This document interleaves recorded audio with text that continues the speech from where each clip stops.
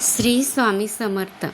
येत्या 16 मे रोजी म्हणजे शनिवारी येते आहे शनी अमावस्या. जेव्हा अमावस्या तिथी ही शनिवारी येते तेव्हा त्या अमावस्याला शनी अमावस्या असे म्हटले जाते. आपल्या सनातन धर्मात अमावस्या तिथी ही आत्मचिंतन, आध्यात्मिक साधना आणि पूर्वजनांना प्रार्थना अर्पण करण्यासाठी एक विशेष महत्त्वाची तिथी मानली जाते. तेव्हा अमावस्या ही शनिवारी येते तेव्हा तिचे महत्त्व अनेक पटीने वाढते आणि म्हणून तिला शनी अमावस्या असं म्हटलं जातं. सध्या 2026 हे वर्ष सुरू आहे आणि या वर्षातील पहिली शनी अमावस्या आहे. तर ती आलेली आहे, त्यामुळे ती अधिक पवित्र आणि फलदायी मानली जाते. शनी अमावस्या ही शनिदेवाचे आशीर्वाद मिळवण्यासाठी, पूर्वजनांना प्रसन्न करून घेण्यासाठी आणि जीवनातील कष्टापासून मुक्ती मिळवण्यासाठी हा दिवस एक उत्तम काळ मानला जातो. शनिदेव हे न्यायाचे, कर्माचे फळ देणारे ग्रह मानले जाते. ते व्यक्तीचे चांगल्या आणि वाईट क्रमानुसार फळ देतात. म्हणून शनी अमावस्येच्या दिवशी पूजा, उपवास आणि दान करणे हे खूप शुभ मानले जाते, ज्यामुळे जीवनात संतुलन, शांती आणि समृद्धी येत असते. त्याचबरोबर योगायोगाने ह्या शनी अमावस्येच्या दिवशी शनी जयंतीसुद्धा आलेली आहे आणि ही अमावस्या किंवा ही शनी जयंती शनिवारी आल्यामुळे त्या तिथीला विशेष महत्त्व दिले गेले आहे. हिंदू पंचांगानुसार या शनी अमावस्येचा प्रारंभ 16 मे रोजी सकाळी 5:11 सुरू होणार आहे आणि समाप्ती 17 मे रोजी पहाटे 1:30 संपणार आहे. आणि म्हणून शनी अमावस्या शनिवारी 16 मे रोजी साजरी केली जाणार आहे आणि ह्याच दिवशी आपल्याला शनी जयंतीसुद्धा साजरी करायची आहे. आता प्रत्येक महिन्यामध्ये अमावस्या तिथी आणि प्रत्येक अमावस्येचे महत्त्व हे सुद्धा वेगवेगळे असतात. शनी अमावस्या ही पूजा, उपासना, स्थान आणि दान धर्मासाठी अत्यंत महत्त्वाचे मानले जाते. या दिवशी भक्तिभावाने आणि योग्य रीतीने शनिदेवाची पूजा केल्याने जीवनातील सर्व अडथळे हळूहळू दूर होतात. ज्यांच्या कुंडलीतील शनीची 7.5 सुरू आहे त्यांच्यासाठी हा दिवस विशेष फायदेशीर मानला जातो. या दिवशी केलेले उपाय आणि दान अशुभ प्रभाव कमी करतात आणि जीवनात सुख, शांती व आनंदाचे, समृद्धीचा मार्ग मोकळे करतात. त्याचबरोबर ही शनी अमावस्या पुरुषांच्या शांतीसाठी सुद्धा खूप महत्त्वाचे मानले जाते.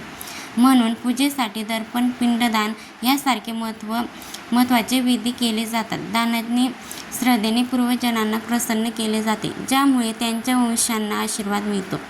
धार्मिक दृष्टीने शनी अमावस्येचा दिवस हा अत्यंत महत्त्वाचा असल्यामुळे या दिवशी मी तुम्हाला दही भाताचा उपाय सांगणार आहे. तो आवर्जून करावा. बघा, बऱ्याच वेळेला काय होतं की आपल्या काहीतरी असा वाईट काळ सुरू असतो ज्यामध्ये तुम्ही कितीही काम करा, कितीही मेहनत घ्या, तरी देखील तुम्हाला हवं तसे यश मिळत नाही किंवा त्याचा मोबदला हवा तसा मिळत नाही. बघा, बऱ्याच वेळेला असं होतं, आपण कष्ट खूप करतो पण बाकीचे आपले सहकार्य खूप पुढे जातात आणि मग आपण खूप नाराज होतो. असं का होतं? बघा, एक वाईट काळ असतो आणि त्यामध्ये किती जरी आपण मेहनत केली तरी नशीब आपल्याला साथ देत नाही. किंवा घरामध्ये तुम्ही किती व्यवस्थित बोला, वादविवाद हे ठरलेले असतात आणि घरामध्ये काही ना काही कारणामुळे भांडणे होतातच. म्हणजेच आणि मुले आजारी पडतात. लहान मुलं किंवा आपल्या घरातील जे काही सदस्य आहेत ते वारंवार आजारी पडतात.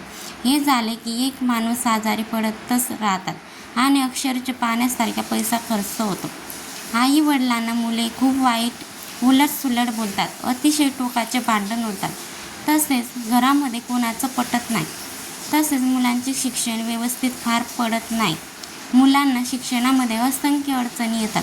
लग्न त्यांची जुळत नाही, मुलांना नोकरी लागत नाही, संतान प्राप्ती होत नाही. ही जी सगळी कारण आहेत ना, तर बघा, आपल्याला जो वाईट काळ आहे किंवा जो वाईट दिवस आपण म्हणतो ना, त्यामुळेच असतात. परंतु आपल्याला पितृदोष लागलेला असतो. बघा, आता आपल्याला आपल्या पितराची सेवा आपल्याकडून किंवा आपल्या आधीच्या पिढीकडून राहिलेली असते आणि आपल्या पितरांची सेवा यामुळे देखील आपल्याला पितृदोष हे लागू शकतात. तर बघा, हे पितृदोष दूर करण्यासाठी आपल्याला आवर्जून अमावस्येच्या दिवशी उपाय करायचे आहेत. तर शनी अमावस्याला सर्वांनी हा उपाय करायचाच आहे. पण त्याचबरोबर तुम्ही जर अमावस्येला देखील हा उपाय करा, अतिशय छान फरक पडतो. 100% तुम्हाला याचा छान असा फरक दिसणार आहे. जर तुम्ही पूर्ण विश्वासाने हे उपाय कराल तर नक्की तुमच्या जीवनामध्ये खूप चांगला बदल घडेल. आणि त्यामुळे तुम्ही उद्याच्या शनी अमावस्येला हे उपाय आवर्जून करावेत. तर ह्या दिवशी आपल्याला जे काही उपाय मी सांगणार आहे ते करायचे आहेत. तुम्ही दिवसभरामध्ये उपाय कधीही करू शकता.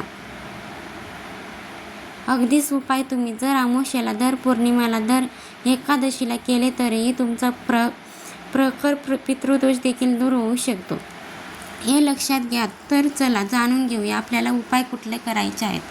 तर जे काही उपाय करायचे आहे त्याच्यासाठी आपल्याला फक्त 2 गोष्टी लागणार आहेत. एक म्हणजे भात आणि दुसरे म्हणजे दही. आता ह्या 2 गोष्टी प्रत्येकाला शक्य होतात, तसंच उपलब्ध देखील होतात. तर अशा ह्या गोष्टी आहेत, पण याने आपले जे पितृदोष आहे तो दूर होऊ शकतो.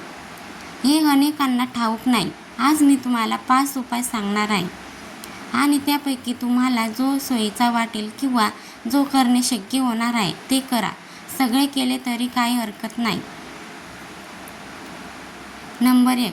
तर सगळ्यात पहिला जो उपाय आहे तो आपल्या पितरांना शांतता प्रदान करण्यासाठी आहे. तर तुम्हाला काय करायचे आहे, आपल्या घराच्या दक्षिण कोपऱ्याला म्हणजे बाहेरच्या तुमच्या अंगणामध्ये, तुमच्या गच्चीवर, तुमच्या टेरेसवर किंवा तुमच्या गॅलरीत असेल तर त्या ठिकाणी आपल्याला थोडासा दही भाताचा नैवेद्य ठेवायचा आहे. हा नैवेद्य ठेवताना तुम्ही केळीच्या पानावर ठेवू शकता किंवा वडाच्या झाडाचं पान असेल तर त्यावर देखील ठेवू शकता. नाही मिळाला तर एखादी पत्रावळी घ्या किंवा एखादी डिश घ्या. आता जी तुम्हाला वापरात आणायची आहे डिश ती फेकून द्यायची नाही. तर प्रत्येक वेळेस आपण जेव्हा उपाय करणार आहोत तेव्हा ही डिश आपल्याला वापरायची आहे. तर बघा, ह्या डिशमध्ये आपल्याला भात आणि दही एकत्र करून घ्यायचं आहे. आणि भात शिजवत असताना त्या भातामध्ये तेल मीठ काही घालायचं नाही. फक्त चिमूटभर तांदूळ घ्या. एका पाण्याने तांदूळ धुवून घ्यायचा आणि तो भात शिजवायचा आहे. फक्त एका पाण्याने धुवायचा आणि नाही धुतला तरी चालतो, पण एका पाण्याने धुवायचं, काही हरकत नाही. तो शिजल्यानंतर त्यामध्ये आपल्याला दही एकत्रित करायचं आहे. आता हा भात आपण शिजवणार आहे तो आपल्याला खाण्यातील भात नसावा. नेहमी वेगळा भात शिजवायचा आहे हे लक्षात घ्या. आणि आता अशा प्रकारे नैवेद्य आपल्याला दक्षिण दिशेला ठेवायचा आहे.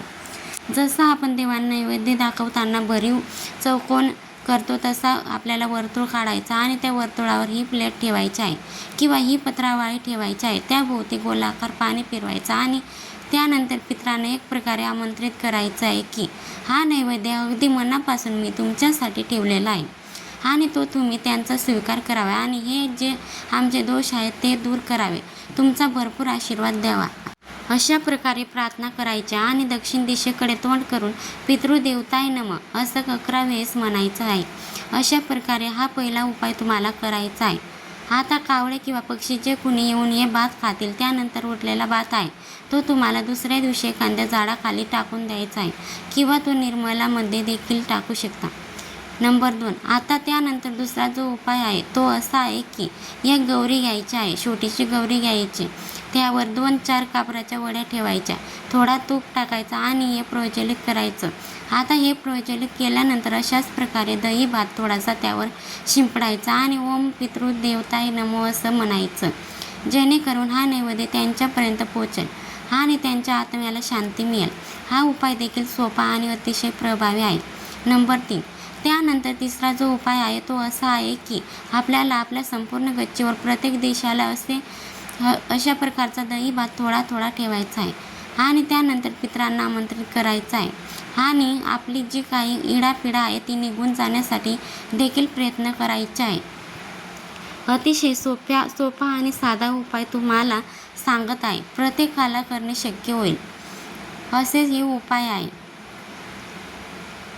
नंबर 4. त्यानंतर चौथा जो उपाय आहे तो आपल्या घरातील नकारात्मकता घालवण्यासाठी आहे किंवा आपल्या घराला वाईट नजर असेल, प्रखर पितृदोष असेल तर तो दूर होण्यासाठी काय करायचं आहे. अशा प्रकारचा एका प्लेटमध्ये किंवा पत्रावळीवर किंवा नारळाची जी करवंटी असते त्यामध्ये असा हा दही भात ठेवायचा आणि आपल्या मुख्य दरवाजावरून 7 वेळेस तो ओवाळायचा आहे. आणि त्यानंतर दही भात आपल्याला एखाद्या मोकळ्या ठिकाणी टाकून द्यायचा आहे. टाकताना एक काळजी देखील घ्या, कोणी त्याला ओलांडणार नाही अशा प्रकारे टाका. बघा, याने आपल्या घरातील सगळी नकारात्मकता दूर व्हायला मदत होत असते. तर हा उपाय नक्कीच तुम्ही करून बघा. नंबर 5, त्यानंतर 5 वाजून उपाय आहे तो कोणासाठी करायचा, तर तुमच्या घरामध्ये सतत आजारी पडणारी एखादी व्यक्ती असेल. किती दवाखाने औषध पाणी केले तरीही तिला बरं वाटत नसेल, किंवा एखादी व्यक्ती अगदी चांगली होती पण अचानक तिच्यामध्ये नकारात्मकता बदल घडून लागले. ती अगदी तिच्या विश्वातच रमणात असते, अगदी तिच्यामध्ये एका प्रकारचे मरगळ आलेले असते. तर तिला खूप कुठल्याही वाईट बाध झालेले आहे किंवा पितृदोषाचे लक्षण तिच्यावर दिसत आहे असं समजावं. तर अशा प्रकारचा जो दही भात आपण बनवला तसा मुख्य दरवाजावरून ओवाळून तशा प्रकारे त्या व्यक्तीवरून देखील ओवाळायचा आहे. समजा तुमच्या घरामध्ये लहान मुलं असेल आणि तुमचे पूर्वज जन्माला आलेले असतील. बघा, बऱ्याच घरामध्ये एखादं लहान मूल जन्माला आला की त्यांच्या शरीराला खून असते. तर समजावं की आपले पूर्वज आपल्या घरी पुन्हा आलेले आहेत. मग ते मुलं खूप त्रास देतात, चिडचिड करतात. अशी समस्या जर तुमच्या घरामध्ये असेल तर त्या मुलावरून अशा प्रकारचा ओवाळा तर निश्चितच पितृदोष दूर होण्यासाठी मदत होत असते. तर हे 5 उपाय तुम्हाला दही भाताचे सांगितले आहेत. आता तुम्ही सांगा, यामधील कोणताही उपाय जमणार नाही असा अजिबात होणार नाही, कारण खूप सोपी पण तितकीच प्रभावी असे उपाय आहेत. तर प्रत्येकाने हे उपाय आवर्जून करून बघा. केल्यानंतर आणि विश्वासाने केल्यानंतर 100% तुमचा पितृदोष दूर होण्यासाठी मदत मिळत असते. बघा, ज्याला पितृदोष असतो ना त्यांच्या अनेक कामामध्ये अडथळे निर्माण होतात आणि मग त्यांना नारायण, नागबली किंवा मग मातृगया वगैरे इकडे जायला सांगतात. त्र्यंबकेश्वरला जाऊन नारायण नागबली केला तर निश्चितच आपला पितृदोष दूर होतो. पण या गोष्टी करणे अगदी सोपे नसतं. त्या ठिकाणी पैसा देखील लागत असतो आणि जर आपल्या आर्थिक परिस्थिती बिकट असेल तर आपण कुठून आणणारे किंवा कुठून करणारे कार्यक्रम बरोबर नका. आणि त्यामुळे आपल्याकडे पैसा नसेल तर घाबरू नका आणि तोपर्यंत त्रास सहन करू नका. या त्रासापासून मुक्तता मिळवण्यासाठी दही भाताचा उपाय तुम्ही आवर्जून करा. आणि दर अमावस्याला, पौर्णिमेला आणि दर एकादशीला जर तुम्ही हे उपाय केले तर 100% वर्षभरामध्ये तुमचे अतिशय अवघडीतील अवघड पितृदोष दूर होतात. म्हणजेच होतातच. बघा, यासोबतच आपल्या पितरांच्या काय सेवा देखील करायच्या असतात. जसे की दक्षिण दिशेकडे तोंड करून पितृस्त्रोत म्हणणे. तसेच संक्षिप्त श्रीमद भागवत हा जो ग्रंथ आहे तो घरी येऊन याचा एक पठण केला तर पितृदोष दूर होण्यासाठी मदत होत असते. या सेवा करा, त्यांचा लाभ घ्या. या व्यतिरिक्त दररोज ओम पितृदेवताय नमः मंत्राचा एक जप केले तरीच निश्चित त्याने देखील आपले पितृ आपल्यावर खुश होत असतात आणि प्रसन्न होऊन आपल्याला आशीर्वाद देत असतात. आपली पुढची पिढी ही जी आहे ती देखील सुखात राहील. पितृ कोणाला त्रास द्यायला येत नाहीत, पण आपल्याकडून काही चुका नकळत मुद्दाम कोणी करत नाही. पण तसं झालं असेल किंवा आपल्याकडून अनादराने होत असेल तर त्याचे परिणाम आपल्याला भोगावेच लागतात. आता जाता जाता एक शेवटचा उपाय देखील सांगून जाते. बघा, शनी अमावस्या आहे तर एक उपाय करायचा आहे. तो म्हणजे तुम्ही एक दिवा जो आहे आपल्या पितराच्या नावाने एक दिवा तुमच्या घराच्या दक्षिण दिशेला शनिवारी अमावस्याला संध्याकाळी आवर्जून लावायचा आहे. कणकेचा दिवा तयार करा किंवा मातीची पंती घ्या चालेल आणि त्याला तांदळाचा आसन द्या आणि त्यावरती आपल्याला तो कणकेचा दिवा किंवा जी पंती आहे ती ठेवायची आहे. त्यामध्ये तुम्हाला तिळाचे तेल टाकायचे आहे किंवा मग तुम्ही जे काही दिवेसाठी वापरतात ते तेल वापरायचं तरी देखील चालेल. असा हा एक दिवा तुम्ही उद्या इतरांसाठी लावायचा आहे. त्यामध्ये फक्त काळे तीळ चिमूटभर टाका आणि तो दिवा दक्षिण दिशेला तोंड करून तुमच्या घराच्या बाल्कनीमध्ये किंवा अंगणामध्ये किंवा दक्षिण भागामध्ये लावायचा आहे. कुठलीही जागा नसेल बाल्कनी वगैरे तरी तुम्ही घराची जी दक्षिण दिशेची भिंत आहे तिथे हा दिवा लावा. दक्षिणेकडून करून आपल्या पितराचे स्मरण करायचं आणि त्याचे आशीर्वाद आपल्याला मागायच्या आहेत. त्याचप्रमाणे शनी जयंती व शनी अमावस्या ही एका दिवशी आल्यामुळे ह्या दिवशी अजून आपल्याला कोणत्या सेवा करता येतील याचा स्पेशल व्हिडिओ चॅनलवरती अपलोड झाला आहे. तो देखील तुम्ही नक्की पहा. तर आजची माहिती तुम्हाला कशी वाटली कमेंट करून नक्की सांगा. माहिती आवडली असेल तर व्हिडिओला नक्की लाईक करा आणि शेअर करायला आणि चॅनलला सबस्क्राईब करायला विसरू नका. आणि व्हिडिओ शेवटपर्यंत पाहिल्याबद्दल आपल्या मनापासून तुमचे खूप खूप आभारी आहे. श्री स्वामी समर्थ. धन्यवाद.